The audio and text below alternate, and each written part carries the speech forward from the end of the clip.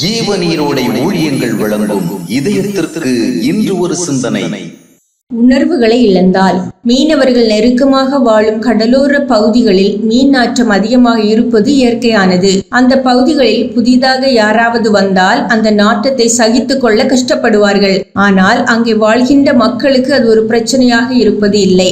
ஆம், எந்த ஒரு மோசமான சூழ்நிலையிலும் தொடர்ந்து வாழ நேரிடும் போது எல்லாம் சர்வசாதாரணமாகி விடுகிறது.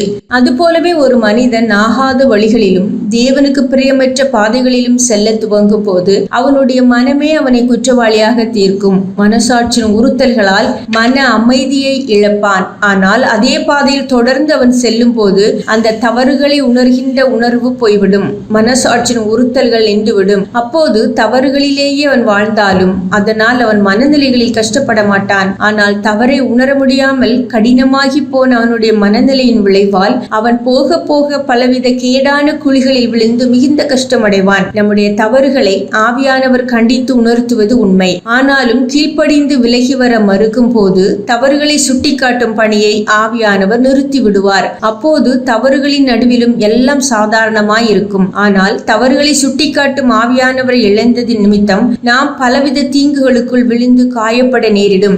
எவ்வளவோ முறை எச்சரித்தும் தேவனுடைய வார்த்தைகளின்படி நடவாமல் மனம் போன போக்கில் செயல்பட்ட இஸ்ரவேலர்களை தேவன் ஒரு நாள் அவர்களின் மன கடினத்தின்படி செயல்பட விட்டுவிட்டார். எச்சரிப்பின் வேலையை நிறுத்தினார்.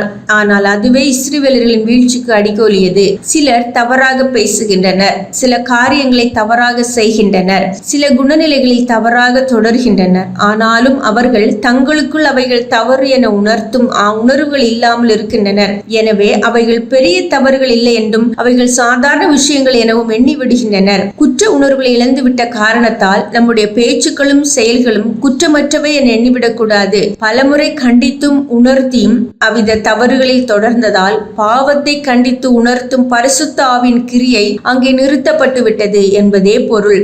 எனவே குற்ற உணர்வை தருகின்றவை மட்டுமே குற்றங்கள் என எண்ணுவது சரியல்ல. சிந்தனைக்கு: ஆவியின் ஆளுகைக்கு நீ அடிமையாயிருந்தால் பாவத்தின் இழுவைக்கு நீ விடுதலையாயிருப்பாய். ஆவியின் ஆளுகைக்கு நீ அடிமையாயிருந்தால் பாவத்தின் இழுவைக்கு நீ விடுதலையாயிருப்பாய்.